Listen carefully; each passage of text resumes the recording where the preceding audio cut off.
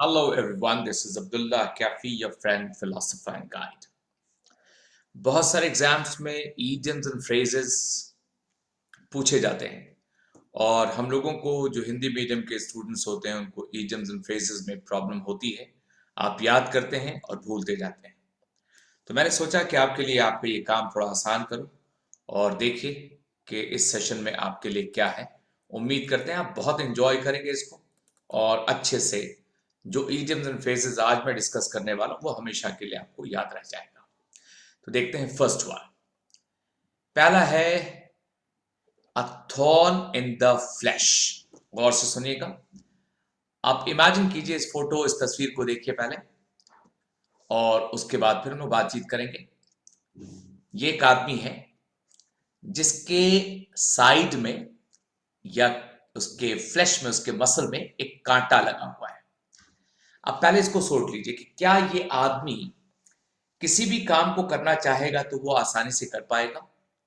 उसको दर्द, चुभन होती रहेगी। तो ये है बेसिक आइडिया। किसी काम में हमेशा होने वाली बाधा। तो ये इसका एक मेटाफोरिकल सेंस है। जरूरी कि कांटा चुभा हुआ हो सचमुच में, मगर कई बार ऐसा होता है कि हम लोग कोई काम करना चाहते हैं और एक चीज है जो हमेशा बाधा पैदा करती है, उत्पन्न करती है। एग्जाम्पल के तौर पे पढ़ते हैं हम और पढ़ते पढ़ते अचानक से लाइट चली जाती है और हमेशा बार बार लाइट चली जाती है। तो लाइट का चला जाना ये मेरे पढ़ाई के लिए एक बाधा उत्पन्न करता है। तो हम कहेंगे ये लोड शेडिंग, ये यहां हमारे शहर में बच्चों के लिए a thorn in the flesh है। एक एग्जाम्पल सेंटेंस देख लीजिए। He is been a thorn in my side for years. Side या फ्लैश दोनों कह सकते हैं। He is been a thorn in my side for years, यानी सालों से वो मेरे काम में बाधा बना हुआ है। कोई आदमी हो सकता है जो आपको कोई भी काम करिएगा तो कोई ना कोई रुकावट पैदा कर देगा, डिस्टर्ब कर देगा। तो ऐसी किसी भी चीज, किसी भी आदमी को अ थॉर्न इन द फ्लैश कहेंगे जो किसी काम में बाधा उत्पन्न करे। देखते हैं नेक्स्ट। इस आदमी को पहले देखिए, फोटो देखना जरूरी है। साइंटिस्ट हैं और ये कुछ कर रहे हैं जिसको हम लोग देख करके समझ सकते हैं कि इनके हाथ में एक बीकर है। इसमें एसिड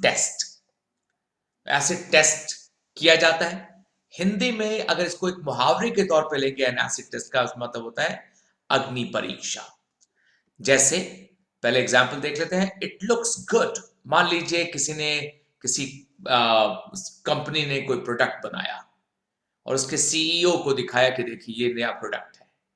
तो उसने कहा कि देखने में तो अच्छा लग रहा है, मगर असल में इसका जो एसिड टेस्ट होगा, इसकी अग्नि परीक्षा तब होगी जब लोग इसे खरीदेंगे।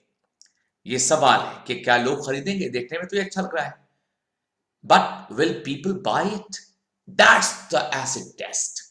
ये असल इसकी अग्नि परीक्षा है। तो अग्नि परीक्षा किसी भी ऐसे काम को या बात को या किसी एक्टिविटी को हम कह सकते हैं जो किसी आदमी के सही या गलत को प्रूव करे, उसके एक्सेप्टेंस या रिजेक्शन को प्रूव करे, या वो चीज कितना लोगों के बीच प्रचलित होती है, या लोग उसको कितना लोकप्रिय करते हैं, इसको कबूल करते हैं या रिजेक्ट कर देते हैं। जैसे हम कहेंगे कि ठीक है सरकार तो बन गई, लेकिन अब सरकार का एसिड टेस्ट ये होगा कि कैसे वो महंगाई पे काबू पाए। ठीक है, अगला देखिए। An iron well. पहले इसको देखिए। आयरन का बना हुआ एक आदमी। क्या देख रहे हैं? विल का मतलब होता है इच्छा शक्ति, और आयरन लोहा है, और लोहा किसी चीज के कठोर होने को, मजबूत होने को दिखाता है। तो आयरन विल कहेंगे दृढ़ संकल्प को। मैं कहूंगा the player had an iron will. मान लो कोई क्रिकेट का मैच सोच लीजिए, उसमें एक प्लेयर इंजर्ड हो गया, लेकिन फिर भी वो दृढ़ निश्चय वाला इंसान है, दृढ़ संकल्प वाला, and decided to bat again. तो उस इंजरी के बावजूद उसने फिर से बैटिंग करने का फैसला किया। तो हम कह सकते हैं the player has an iron will. आगे देखिए। बीट अबाउट और बीट अराउंड द बुश। इन दोनों बच्चों को देखिए। बुश है, इसके इधर उधर ये मार रहे हैं। करेक्ट। जहां पे उनको काम करना है, ये जो करना है वो ना करके ये इधर उधर की बात कर रहे हैं। तो बीट अबाउट द बुश का मतलब होता है इधर उधर की बात करना। और एक example sentence, don't beat around the bush, get to the point. मान लीजिए किसी बच्चे का मैथमेटिक्स में नंबर कम आया और उसके पापा ने पूछा कि आपका नंबर कम क्यों है, और वो दूसरी दूसरी बात करने लगे कि हाँ पापा वो कल शादी थी एक, और मेरे दोस्त का साइंस में कम आया है, मेरा इंग्लिश में ज्यादा अच्छा आया है। तो असल बात नहीं बता कि वो इधर उधर की बात कर रहा है, तो पापा उसको कह सकते हैं, he don't beat around the bush, get to the point, बिंदु पे आओ, सही बात करो, मैथ्स में तुम्हारा नंबर खराब क्यों आया।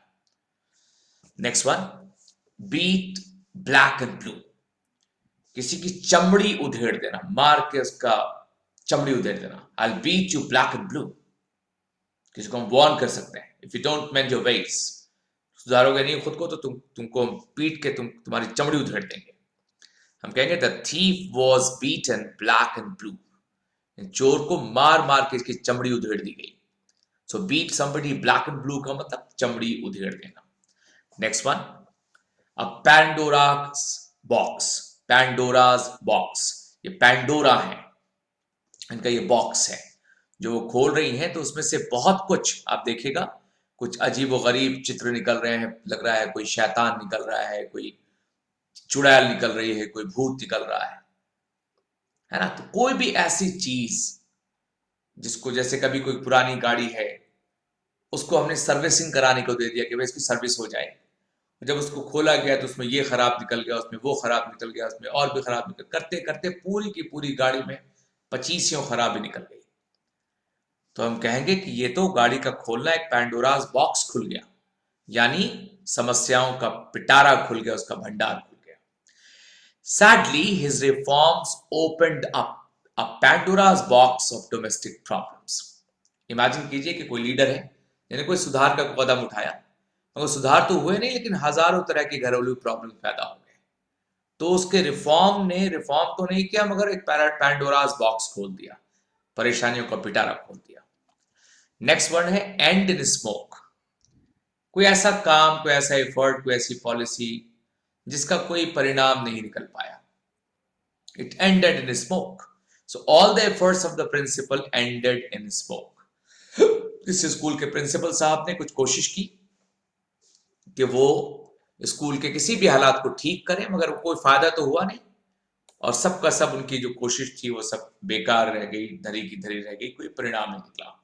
तो हम कह सकते हैं all the efforts of the principal ended smoke. I am sorry. Fish in troubled water, ये ट्रबल्ड है, सॉरी, ट्रबल्ड वाटर क्या मतलब?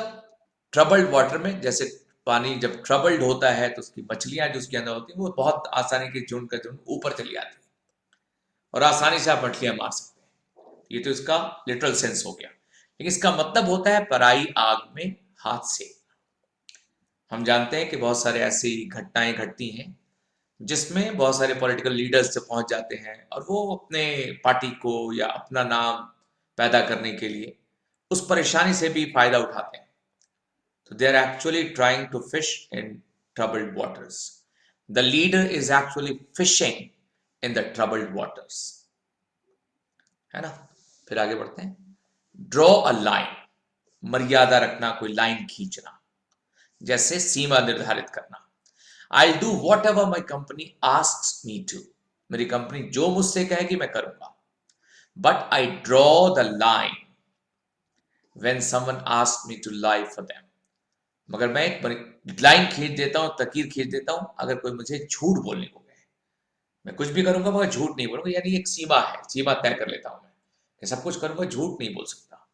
और इस तरह से और भी इडियम्स डिस्कस करेंगे। हम लोग जल्दी से एक बार देख लेते हैं। आज हम लोगों ने जो डिस्कस किया है वो था अ थॉर्न इन द फ्लैश या थॉर्न इन द साइड, किसी काम में हमेशा होने वाली बाधा। एन एसिड टेस्ट, अग्नि परीक्षा। एन आयरन वेल, दृढ़ संकल्प। इधर उधर की बात करने के लिए बीट अराउंड या beat about the bush. Beat black and blue का मतलब चमड़ी उधार देना, मार के चमड़ी उधेड़ देना। पैंडोरास बॉक्स यानी समस्याओं का पिटारा या भंडार। एंड इन स्मोक का मतलब ऐसा कोई घटना, ऐसा कोई कोशिश जिसका कोई परिणाम नहीं निकला। फिश इन ट्रबल्ड वाटर का मतलब पराई आग में आग सेकना, यानी किसी परेशानी में खुद मतलब से का फायदा उठाना। ड्रॉ लाइन का मतलब सीमा निर्धारित करना या मर्यादा रखना। और इस तरह से और भी डिस्कस करेंगे हम लोग। उम्मीद करते हैं वीडियो आपको अच्छा लगा होगा। शेयर कीजिए, लाइक कीजिए, कमेंट कीजिए। Thank you.